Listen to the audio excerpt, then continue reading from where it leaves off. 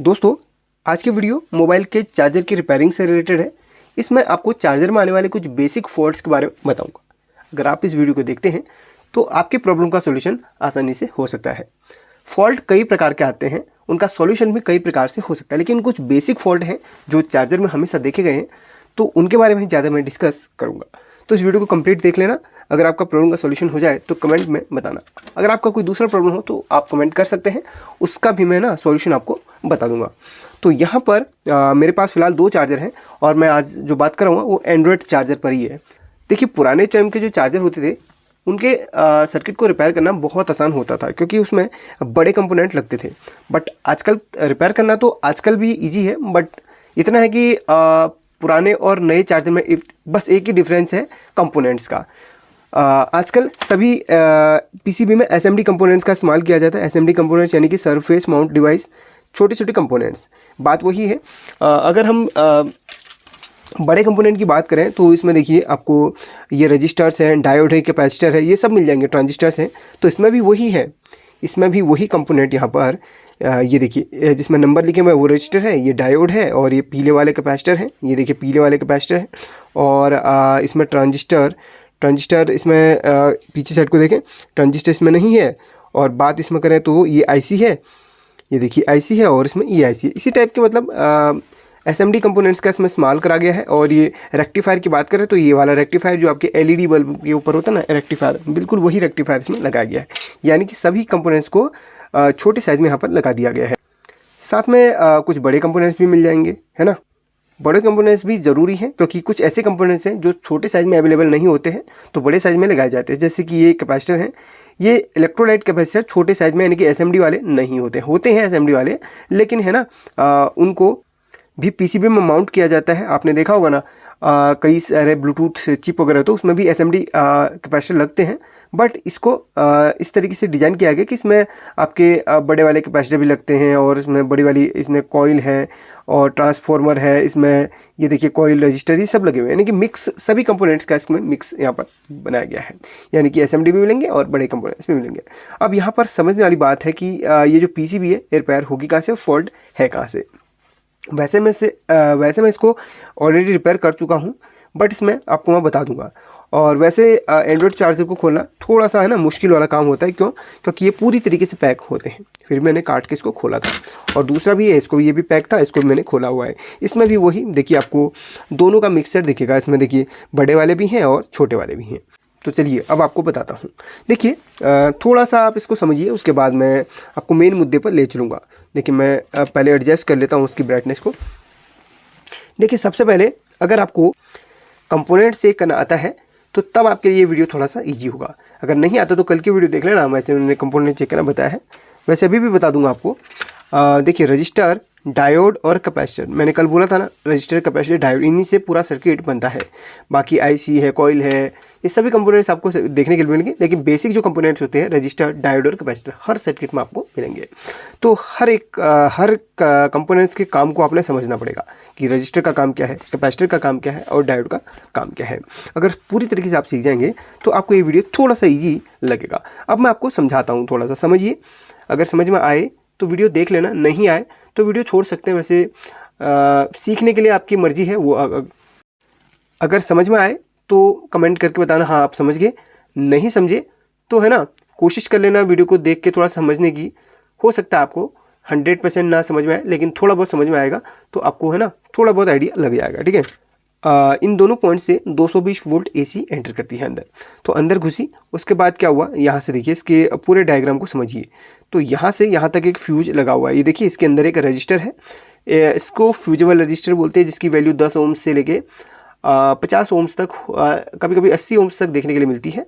तो ये देखिए FR यहाँ पर नीचे लगा, FR यानी कि फ्यूजेबल रजिस्टर, इसके अंदर रजिस्टर लगी हुई है। किसी किसी में फ्यूज भी लगा हुआ हो सकता है, तो ज़्यादातर इसमें फ्यूजेबल रजिस्टर ही देखने के लिए मिलती है। ये रजिस्टर हमारी सर्किट को प्रोटेक्ट करती है। कभी कभी तेज़ लाइट आ जाती है या फिर अंदर कोई शॉर्ट सर्किट हो जाता है, तो रजिस्टर ओपन होके इस सर्किट को प्रोटेक्ट कर देती है। तो ये रजिस्टर लगी हुई है, यहाँ से सर्किट बना। और उसके बाद देखिए यहाँ पर, यहाँ से लेके यहाँ तक देखिए रजिस्टर लगी हुई। उसके बाद ये रेक्टिफायर, ये इसमें 4 लेग हैं, 1 2 3 4। जैसे आप देखते हैं बड़े वाले इसमें रेक्टिफायर लगे हुए रहते हैं दूसरे सर्किट पे, यानी कि इस वाले सर्किट में देखिए इसमें AC को DC बनाने के लिए 4 डायोड का इस्तेमाल करा गया है। यहाँ से AC गई और इसमें DC बन के यहाँ पर सर्किट में गई। तो वैसे ही 4 डायोड की एक सीरीज़ इसके अंदर होती है, इसको बोलते हैं ब्रिज डायोड, ठीक है। डायोड ब्रिज या फिर ब्रिज डायोड इसको कहा जाता है। इसके नीचे आपको DB लिखा हुआ मिलेगा, देखिए DB यानी कि डायोड ब्रिज। तो इसमें इन दोनों पॉइंट्स में AC एंटर होती है और यहाँ से DC निकलती है। तो DC निकली, इसके बाद जस्ट देखिए यहाँ पर कैपेसिटर लगे हुए रहते हैं। इसमें दरअसल 2 कैपेसिटर लगे हुए हैं, वही 4.7 माइक्रोफैरड और 500 वोल्ट के, यानी कि हाँ 550 वोल्ट के। तो दोनों पैरेलल पे लगे हुए रहते हैं। अगर एक ख़राब हो भी जाता है तो दूसरे से काम चल जाता है, यानी कि दोनों कैपेसिटर यहाँ पर लगे हुए पैरेलल पे। तो यानी कि यहाँ से DC बनी और कैपेसिटर में गई और कैपेसिटर ने उसको फिल्टर किया DC को। तो यहाँ पे ब्रिज डायोड जो है ये बिल्कुल प्योर DC नहीं बनाता। DC तो बनाई है, लेकिन जब तक कैपेसिटर में वो नहीं जाएगी वो DC प्योर नहीं होगी, यानी कि उसमें फ्लक्चुएशन होगा ही होगा, फ्लक्चुएशन, ठीक है। तो कैपेसिटर में जाने के बाद ये कैपेसिटर को दूसरी भाषा में फ़िल्टर भी कहा जाता है, क्योंकि वो आपकी ना DC को फ़िल्टर करता है, बिल्कुल प्योर करके आगे को देता है। फिर उसके बाद जो रजिस्टर वगैरह लगे हैं ये आपके वोल्टेज को फिक्स करके और वोल्टेज को IC को जितना वोल्टेज चाहिए रहता है उतना वोल्टेज प्रदान करते हैं, ठीक है। ये सभी कंपोनेंट्स आपके डायरेक्ट IC को रेक्टिफायर के बाद वोल्टेज नहीं दी जाती है, क्योंकि एक IC है उसको प्योर वोल्टेज चाहिए रहती है काम करने के लिए, ठीक है। तो IC में ये वोल्टेज गई और IC में जब वोल्टेज आती है तो IC तक तो DC जाती है और IC उसको फिर AC बनाता है। क्यों? क्योंकि यहाँ पर जो ट्रांसफार्मर लगा हुआ रहता है उसको AC वोल्ट चाहिए रहती है स्टेप डाउन करने के लिए। तो IC का क्या काम रहता है, IC है ना स्विचिंग करती है, DC को AC में कन्वर्ट करती है, यानी कि यहाँ से रेक्टिफायर से पहले यहाँ तक AC आई, इसने इसको DC किया, फिर DC करके ये सभी कंपोनेंट्स को है ना बिल्कुल फिक्स करके IC को देंगे DC वोल्ट, और फिर IC उसको AC बना के ट्रांसफार्मर को, देखिए ट्रांसफार्मर को यहाँ पर सिग्नल देती है, फिर ट्रांसफार्मर उसको स्टेप डाउन करके सेकेंडरी सेक्शन को देता है। किसी भी सर्किट के 2 सेक्शन होते हैं, प्राइमरी और सेकेंडरी। प्राइमरी वो जो बिल्कुल IC वाला सेक्शन रहता है जहाँ पर AC से DC बनती है, पूरा यहाँ पर काम होता है, यानी कि ट्रांसफार्मर का एक साइड का सेक्शन यहाँ पर प्राइमरी कहलाएगा और दूसरे साइड का सेक्शन सेकेंडरी कहलाएगा। यानी कि ट्रांसफार्मर की 2 जो लेग होंगी वो आपकी दूसरे सेक्शन से कनेक्टेड होंगी, और यहाँ पर ट्रांसफार्मर जब उसको स्टेप डाउन करेगा और यहाँ पर 2 वायर जो कि ट्रांसफार्मर के, देखिए जो दूसरा सेक्शन होगा वहाँ पर सिर्फ ट्रांसफार्मर की 2 वायर ही अटैच होंगी, और कोई भी यहाँ पर देखिए आपको कोई भी ऐसा कंपोनेंट हो जो आपको इस सेक्शन से जुड़ा हुआ मिल रहा हो, कोई भी नहीं होगा। हाँ एक ये है, ये सिर्फ प्रोटेक्शन के लिए है, ठीक है, ये प्रोटेक्शन के लिए दिया गया है। इसको आप निकाल भी लोगे तो भी काम चल जाएगा, ठीक है। इसके दोनों ये इंटरनली अलग अलग होते हैं। हाँ जब ये शॉर्ट हो जाता है तो दोनों एक हो जाते हैं और यहाँ पर फ्यूज उड़ जाता है, यानी कि ये बिल्कुल प्रोटेक्शन के लिए यहाँ पर दिया गया रहता है। तो इसके अलावा आपको सिर्फ एक ट्रांसफार्मर ही दिखेगा जिसकी 2 लेग सेकेंडरी से कनेक्टेड होंगी। तो आपने देखा होगा ट्रांसफार्मर जब स्टेप डाउन करता है तो उसके बाद वहाँ पर वो वोल्टेज, यहाँ पर भी फिल्टर होता है, यहाँ पर भी कैपेसिटर होते हैं, देखिए ये भी फिल्टर होता है, फिर उसके बाद USB में यहाँ पर इसको जोड़ दिया जाता है, ठीक है। तो सारी ये जो प्रक्रिया है वो आप समझ गए होंगे। वैसे मैं एक बार फिर से दोहरा देता हूँ, काफ़ी लोग समझ नहीं पाते तो दोहरा देता हूँ, ठीक है। तो यहाँ पर आपका AC हुई, AC DC बनी, DC के बाद यहाँ पर थोड़ा और इसको फिल्टर किया गया और थोड़ा और फिक्स करके IC को दिया गया, और IC इसको फिर AC बना के ट्रांसफार्मर को जो है ना सिग्नल देती है। क्योंकि आपने देखा होगा ना ट्रांसफार्मर कभी भी DC पे काम नहीं करता है। कभी भी ट्रांसफार्मर में एक बैटरी जोड़ के देख लेना, ट्रांसफार्मर गर्म होके जल जाएगा, उसकी कॉइल, उसके अंदर की जो वायर होंगी वो गल जाएंगी। कभी भी ट्रांसफार्मर DC में काम नहीं करता, AC में काम करता है। ट्रांसफार्मर को काम करने के लिए AC वोल्टेज चाहिए रहती है। AC में होती है फ्रीक्वेंसी जब उसमें पड़ती है तो वो ट्रांसफार्मर ना मैग्नेटिक फील्ड बनाता है और सेकेंडरी कॉइल को वो सिग्नल देता है।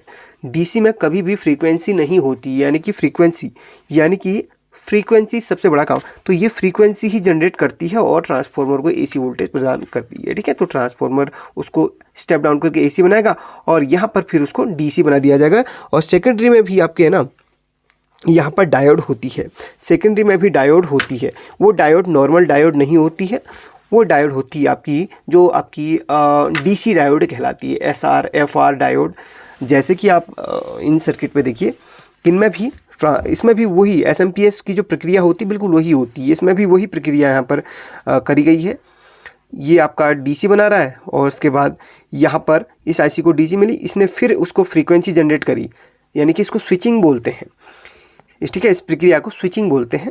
तो यहाँ पर इसने फ्रीक्वेंसी, इसने यहाँ पर एसी बनाई और एसी यानी कि फ्रीक्वेंसी जनरेट करके ट्रांसफार्मर को एसी प्रदान करी और ट्रांसफार्मर ने उसको स्टेप डाउन करके यहाँ पर अलग अलग वोल्टेज बनाई। तो यहाँ पर जितनी भी डायोड आपको ट्रांसफार्मर के बाद सेकेंडरी सेक्शन में मिलेंगी वो सभी आपको एसआर डायोड, एसआर 107 एफआर, इस तरीके से एसआर एफआर डायोड मिलेंगी। ये सभी आई एन डायोड यानी कि 1 इन डायोड इसमें नहीं होती हैं।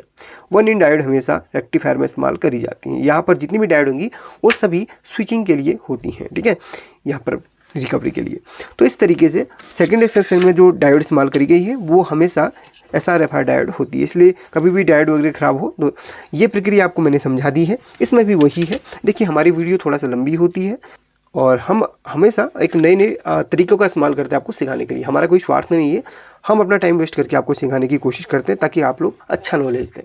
बाकी आपकी मर्ज़ी है, देखें ना देखें।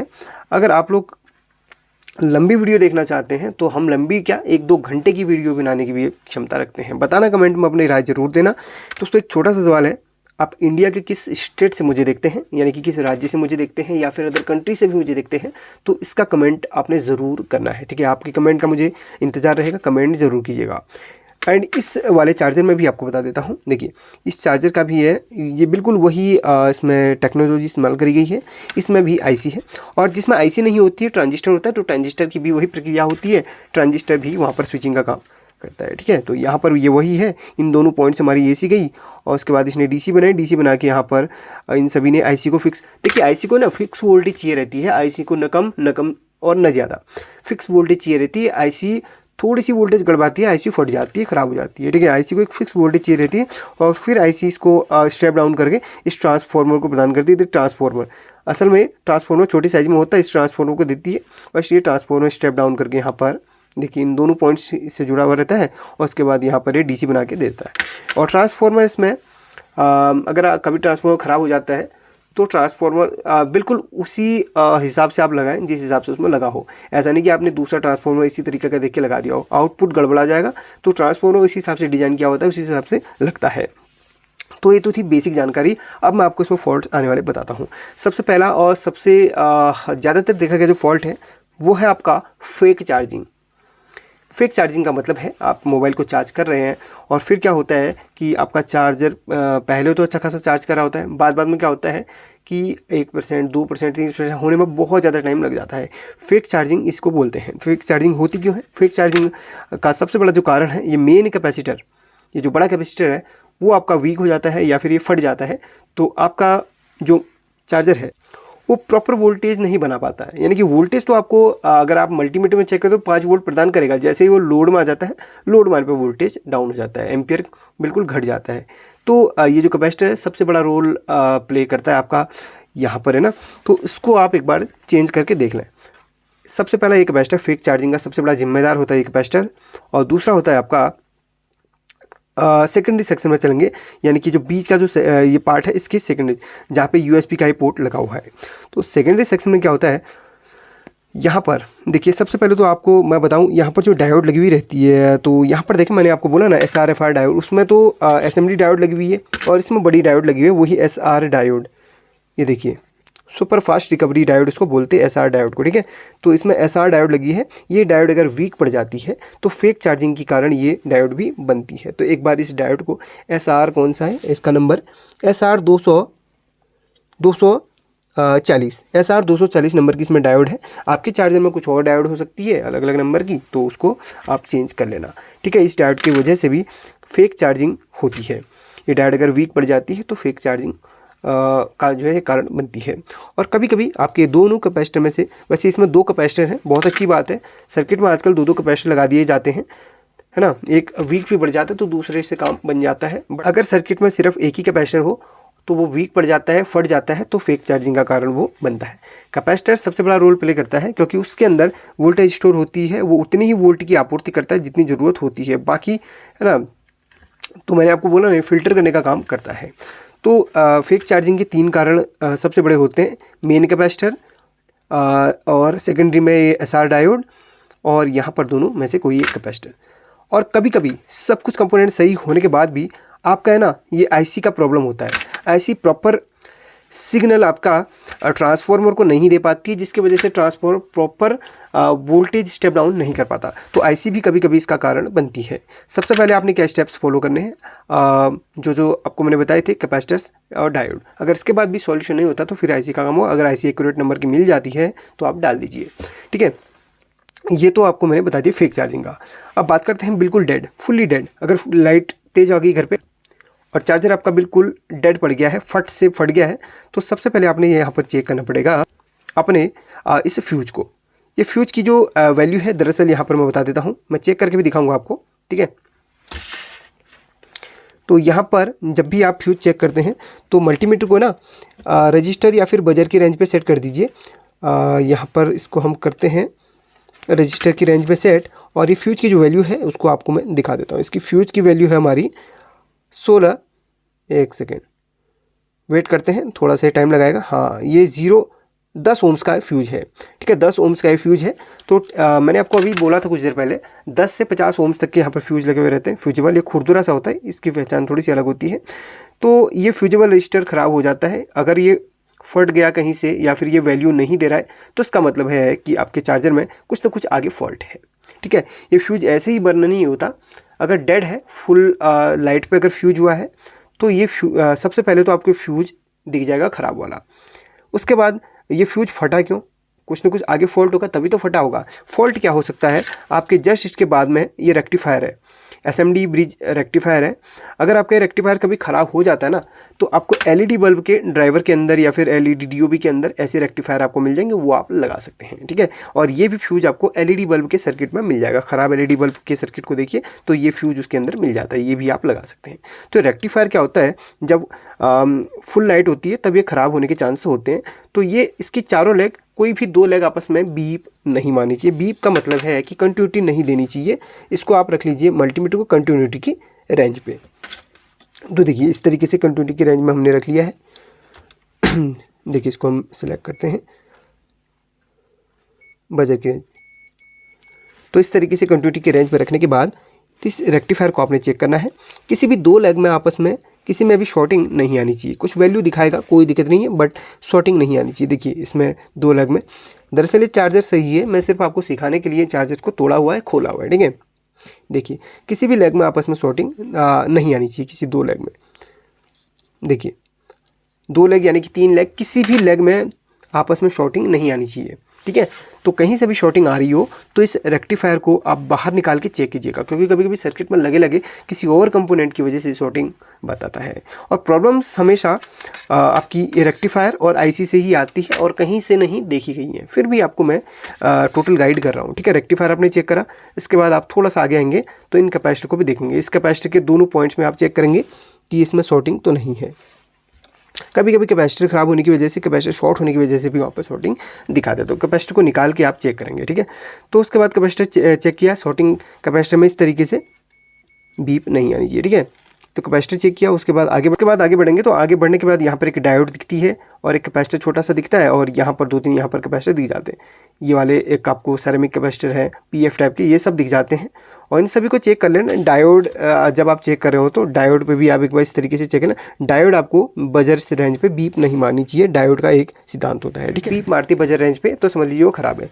जो बजर रेंज पे सिर्फ बीप आएगी तो इसी में आएगी, सिर्फ फ्यूज पे और कॉइल पे।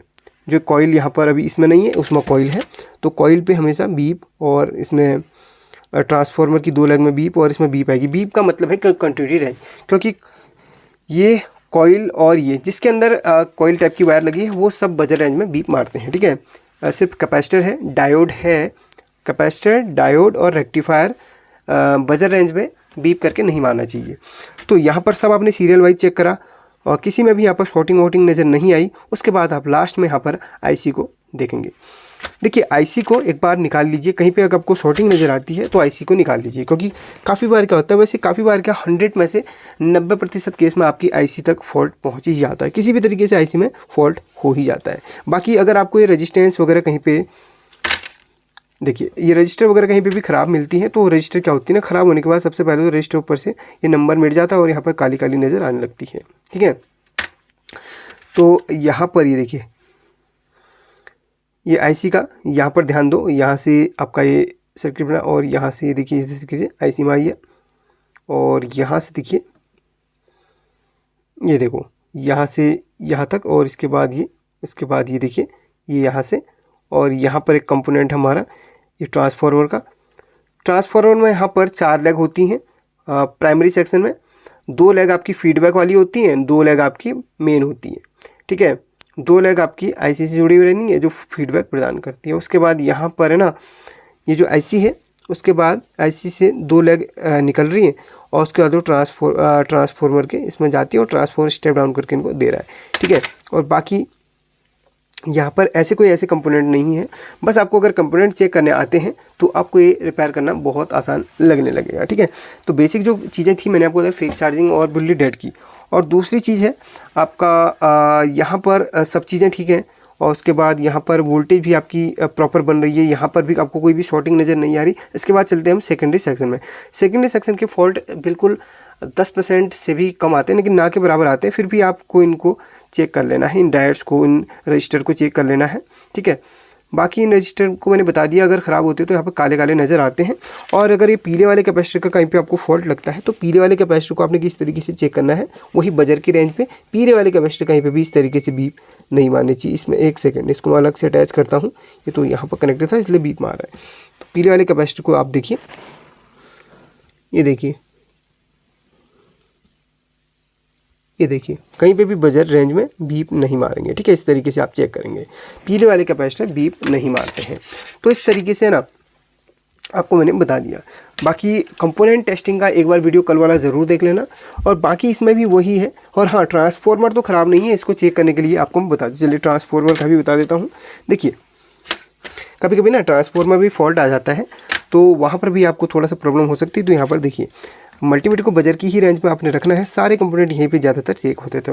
ट्रांसफार्मर में देखिए ट्रांसफार्मर है, इसमें 2 लेग यहाँ पर हैं, ये 2 लेग ट्रांसफार्मर है।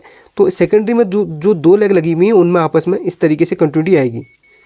देखिए ट्रांसफार्मर की जो 2 लेग हैं सेकेंडरी सेक्शन में, उसमें आपस में इस तरीके से कंटिन्यूटी आती है, ठीक है। घबराइए मत।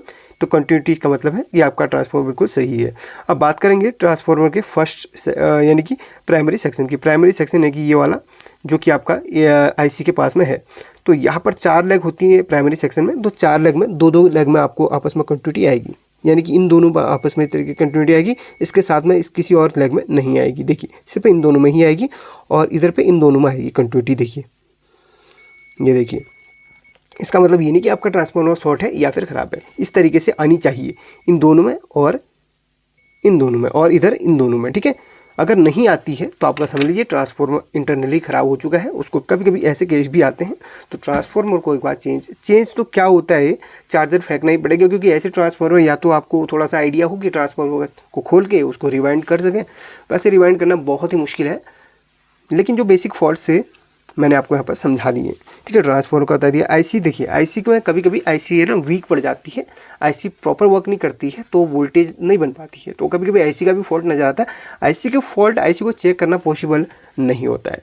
पॉसिबल सिर्फ उन्हीं को चेक करना होता है जिनको हम फिजिकली देख सकते हैं और मल्टीमीटर के द्वारा जिनकी रीडिंग ले सकते हैं। मल्टीमीटर सिर्फ रजिस्टर, मल्टीमीटर सभी कंपोनेंट्स को चेक करता है लेकिन आईसी को चेक नहीं करता। क्योंकि आईसी को, हाँ, आईसी के जो पिन आउट हैं उनको देख के आप चेक कर सकते हैं। वैसे आईसी में किसी भी 2 पिन में आपस में कंटिन्यूटी बीप नहीं बजनी चाहिए। आईसी को निकाल के कभी भी ऐसे ना, आईसी का जो फॉल्ट है, वैसे एसएमडी आईसी ख़राब होने के बाद ऊपर एक डॉट लग जाता है, काला बिंदा, पता चल जाता है आपकी आईसी शॉर्ट हुई है। तो एसएमडी कंपोनेंट्स की इतनी खास बात होती, अगर कोई भी कंपोनेंट शॉर्ट होता है तो पता चल जाता है, ठीक है। तो आईसी ये मिलती नहीं है और किसी अगर मिल जाए अगर आपको तो लगा सकते हैं, कोई दिक्कत नहीं है, ठीक है। बाकी तो आपको मैंने बता दिया है। आई होप कि ये वीडियो पसंद आया हो। और अगर आपको चाहिए कि मैं एक कंपोनेंट का एक वीडियो बनाऊं कि इसमें जितने भी कंपोनेंट्स हैं कैसे किसको चेक करा जाएगा, वैसे अगर आपने कल का वीडियो देखा होगा तो सीख लिया होगा, नहीं देखा होगा तो एक बार मैं डिटेल वीडियो बना के आपको समझा दूंगा, ठीक है। ये वीडियो अगर पसंद है तो लाइक करना और बाकी मेरे कमेंट का जवाब ज़रूर देना। चलिए, thank you so much for watching.